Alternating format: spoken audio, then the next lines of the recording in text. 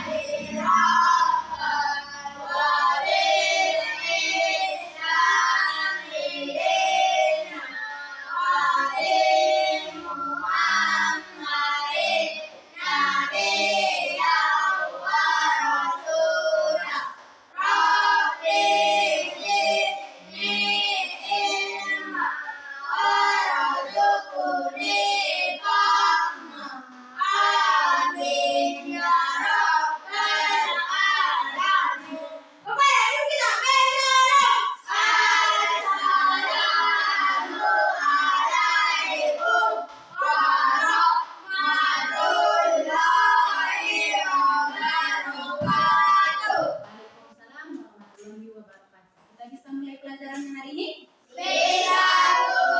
Semua dalam keadaan sehat? Ada yang tidak sarapan tadi pagi? Semangat? Bisa Ibu lanjut? Nah, sebelum kita lanjut, Ibu absen dulu ya. Adakah yang tidak hadir? Ibu saya panggil satu persatu ya. Asila Dipania Tanjung, Asidah Safikri, Adis Rizky, Bilal Al-Khalikin, Nurul Hidayah, Rio Adi Firmansyah, Raihan Simamora, Rifki Akbar, dan Salsa. Berarti Adis Rizky yang tidak hadir ya. Ada keterangan dia? Sakit dia? Nurul? Sakit. Ya, setelah itu Ibu mohon dulu untuk semuanya berdiri.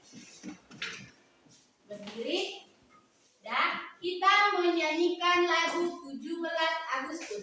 17 Agustus tahun 45. 1, 2, 3, ya. 17 Agustus tahun 45. Itulah hari kemerdekaan kita. Hari merdeka nusa dan bangsa. Hari lahirnya bangsa Indonesia. Merdeka, merdeka, tetap merdeka. Selama hayat masih di Bandung Barat. Kita tetap setia mempertahankan Indonesia. Kita tetap setia membela negara kita. Oke, Ibu lanjut ke acara ice breaking dulu biar semangat kita belajarnya ya. Yang dipimpin oleh Nurul Hidayah. Tepuk semangat ya. Tepuk semangat.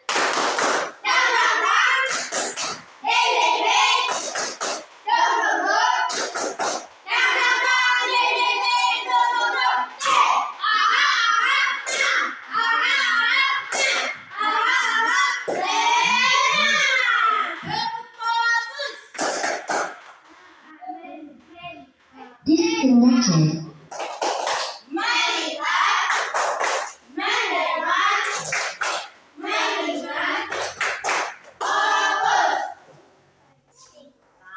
Ya, Ibu harap semangat belajarnya ya. Simak Ibu ini menontonkan kalian sebuah video tentang mengenai pembelajaran kita yang minggu lewat tentang pembelajaran coding atau pemrograman. Sekarang kita lanjut ke komputasional tinggi atau berpikir komputasional. Ini silakan dulu. Udah? Ini video bukan cuma untuk ditonton, tetapi harus Disimak dan dipelajari. Dan silahkan untuk anak-anak mengambil bukunya masing-masing. Buka bukunya masing-masing. Sudah? Dan silahkan videonya ditonton ya.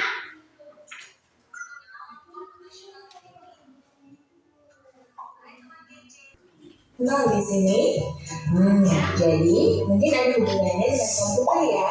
Iya, betul sekali. Jempol buat kamu yang sudah menebak dengan benar. Berpikir komputasional adalah proses berpikir untuk menyelesaikan masalah dengan efektif dan efisien. Dalam ilmu komputer, proses berpikir ini dilakukan sebelum mulai menulis coding atau pemrograman. Jika sudah direncanakan dengan baik, maka coding yang ditulis akan sesuai dengan kebutuhan dan dapat diselesaikan dengan cepat dan tepat. Tapi ternyata berpikir komputasional juga bisa dilakukan tanpa komputer dan tanpa internet loh. Malah sebenarnya kita pun sudah menerapkannya dalam kehidupan sehari-hari, mulai dari menggosok gigi, mencatat tugasan pelajaran, hingga menyiapkan tas untuk sekolah besok.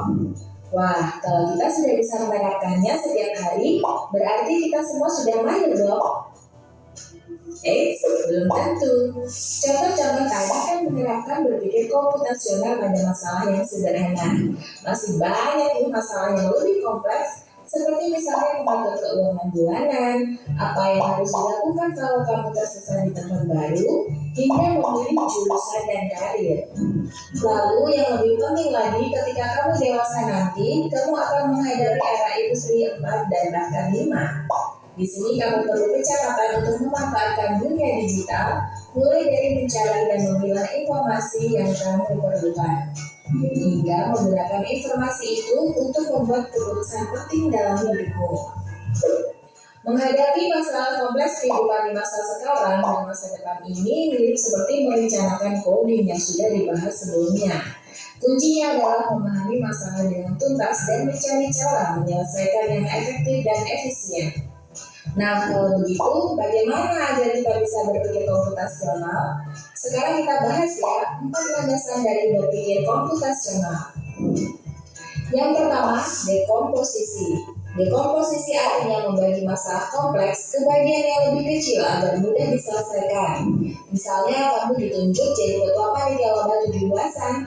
Maka untuk memudahkan pelaksanaan, kamu bisa menunjuk panitia bagian acara, konsumsi, publikasi, keamanan, dan lainnya. Yang kedua, pengenalan pola. Artinya mencari kesamaan dan pola di antara bagian-bagian masalah kompleks yang sudah dipecah. Misalnya, kamu hendak melipat dan menyimpan jemuran di rumah, maka kamu perlu bisa mengenali jemuran milik ayah, ibu, kamu, adik, dan milik bersama seperti spray, handuk, dan lainnya. Ini karena jemuran-jemuran itu perlu disimpan di tempat yang berbeda. Yang ketiga, abstraksi. Artinya fokus pada informasi yang penting saja, mengabaikan detail yang tidak diperlukan. Misalnya kamu hendak menceritakan pengalamanmu berwisata ke luar kota. Tentunya kamu mengalami banyak hal dari mulai berangkat di bus, berfoto bersama, makan di restoran, menginap di hotel, hingga perjalanan pulang. Tapi nggak mungkin kan kamu ceritakan semua kejadian dengan detail pada teman-temanmu. Pasti mereka bosan kalau kelamaan. Jadi kamu harus mencari beberapa kejadian yang menarik saja untuk diceritakan pada teman. Yang terakhir, algoritma. Artinya membuat langkah-langkah penyelesaian atau membuat aturan yang diikuti untuk menyelesaikan masalah. Misalnya kamu diberi daftar belanja di supermarket oleh ibu, ada minyak goreng, telur, roti, sayur, dan kopi. Lalu kamu harus buru-buru karena ibu sudah mau memasak dengan minyak goreng itu. Nah, kalau seperti ini, satu cara yang efisien misalnya mulai dengan mengambil barang yang paling dekat dari pintu masuk hingga terakhir yang paling dekat dengan kasir. Nah, itu dia 4 landasan berpikir komputasional yang perlu diterapkan untuk memecahkan masalah yang kompleks. Lalu berikutnya, apakah ada cara untuk mengasah kemampuan berpikir komputasional? Tentu ada. Selain bisa coba kamu terapkan ke masalah sehari-harimu, kamu bisa juga latihan soal untuk mengasahnya. Misalnya, gurumu akan memberikan soal-soal computational thinking di mata pelajaran matematika, bahasa Indonesia dan IPAS dalam kurikulum mereka. Selain itu, kamu bisa ikut tantangan bebas Indonesia juga. Yuk coba simak satu contoh soal computational thinking. Dalam BIS studi wisata, ada 3 kelompok anak yang akan diantarkan ke 3 tujuan berbeda. BIS berhenti pertama di restoran, lalu hotel, dan terakhir. Coba dulu bacakan Nurul. Contoh soal computational thinking yang ada di depan. Yang kamu coba dulu bacakan. Bacakan ya. Semua baca ya. Baca sendiri. Contoh soal computational thinking. Dalam studi wisata ada 3 kelompok anak yang akan diantar ke 3 tujuan berbeda. Bus berhenti pertama di restoran, lalu hotel, dan terakhir di museum. Hanya ada satu tempat penyimpanan mobil di samping bus yang hanya bisa dibuka dari satu pintu. Supir bus ingin mengatur koper-koper penumpang sehingga mudah dikeluarkan. Bantu supir bus menentukan urutan pasukan. Nah, dari sini, dari contoh soal ini, mana duluan koper yang ingin dimasukkan ke dalam bus? Ini restoran. Ada P. Ini apa? Hal? Ini hotel. Baru katanya museum. Barang siapakah yang duluan masuk ke dalam mobil maupun apa? Ke dalam restoran. Restoran dulu baru? Hotel baru? Museum. Ya, setelah mempelajari itu, kita ada contoh AI. Apa itu AI? Pernahkah kalian menggunakan HP dengan menggunakan mikrofon atau di asisten Google? Siapa yang pernah? Ibu rasa semua udah pernah ya. Ada HP masing-masing di rumah? Pernahkah kalian menggunakan asisten Google ini di rumah melalui handphone? Pernah. Kita membukanya melalui dulu Google. Ibu kira semua sudah bisa menggunakan Google. Ini Google ini kan? Di sini dia ada, ibu contohkan dalam HP ibu. Google ini ada gambar mikrofon. Ini yang dikatakan dengan asisten Google. Sekarang nggak perlu lagi kita mengetik, kan? Nggak susah payah lagi kita mengetik apa yang kita inginkan. Tinggal kita klik aja mikrofon ini. Misal Indonesia Raya. Apakah dia terlihat langsung? Inilah apa? Kecerdasan artificial itu. Itulah kecerdasan dari coding itu, pemrograman itu. Dan ada dia, nampak? Nampak. Sekarang ibu coba dulu, walaupun kalian sudah memiliki HP satu di rumah kan, coba dulu maju sedikit. Ibu mau dia ingin menggunakan asisten Google melalui HP ibu dengan cara mencari cara memasak Indomie yang enak atau yang lezat. Coba dulu.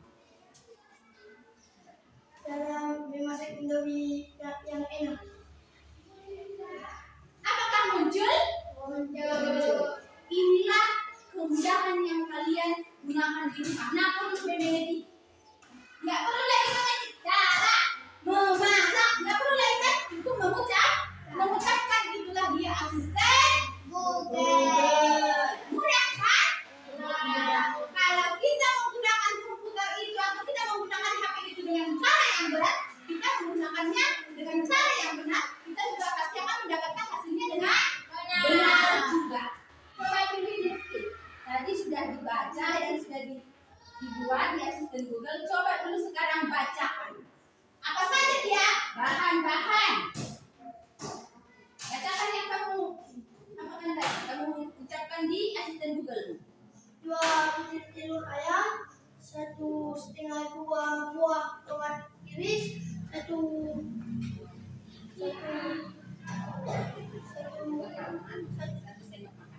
sendok makan kecap manis, 2 sendok makan, 1 buah daun tusuk dan bawang pre iris, 2 sendok minyak goreng, 1 sendok merica bubuk cara membuatnya. Panaskan minyak lalu masukkan cabai ini harus setelah itu masukkan tomat tumis sebentar, tuang. Kemudian masukkan air, tunggu hingga mendidih. Lalu masukkan telur, masak sesuai selera. Di sini saya masak bentuk mata sapi dan matang. Oke, tepuk tangan untuk Rifki. Sudah? Ya. Yang kita perhatikan tadi kan bagaimana cara asisten Google. Si Rifki hanya mengatakan sesuatu. Misalkan tadi membuat Indomie yang sedap, yang enak. Apakah muncul? Muncul videonya dan muncul resep-resepnya. Sudah, itulah manfaat dari teknologi AI itu. Ya, sekarang Ibu mau membagikan LKPD mengenai pembelajaran kita hari ini. Coba dulu dikerjakan dalam kelompok diskusi masing-masing ya. Oke, diskusikan secara kelompok. Ibu beri waktu 5 menit.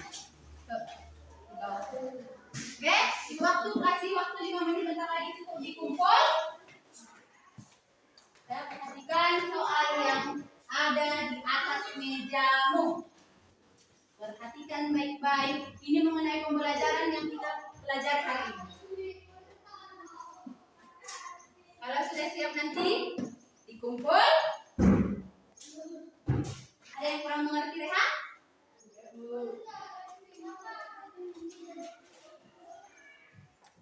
Ada yang tidak mengerti, Nurul? Salsa? Ya, bekerja sama ya. Namanya kita kelompok, berarti harus kerja bersama. Menurut pendapat bersama.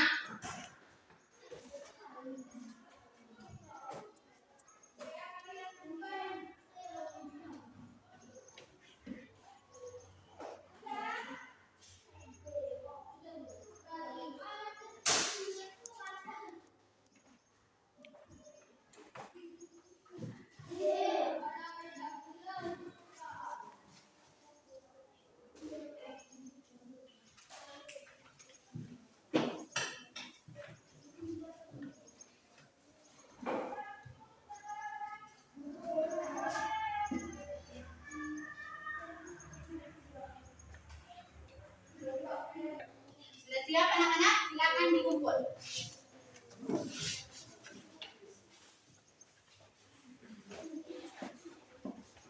Oke.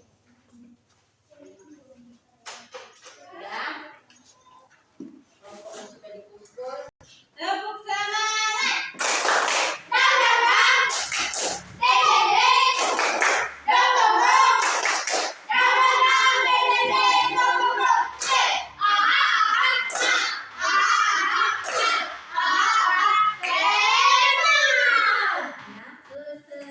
Sampai di sini dulu pertemuan kita. Hari ini Ibu harap semua pembelajarannya Ibu sampaikan tadi, baik yang kalian konsep itu harus dipahami dan disimak. Tadi ada kesimpulannya ada 4 tahapan dalam berpikir komputasional. Yang pertama itu dekomposisi, yang kedua itu abstrak, yang ketiga itu apa? Yang ketiga itu pengenalan pola, dan yang keempat adalah algoritma. Ibu harap kalian mengingat dan mempelajarinya lebih mendalam, apalagi mengenai asisten Google itu. Itu adalah mempermudah kita untuk menyelesaikan masalah yang ada di dalam sehari-hari kita. Ibu akhiri dengan salam. Assalamualaikum warahmatullahi wabarakatuh.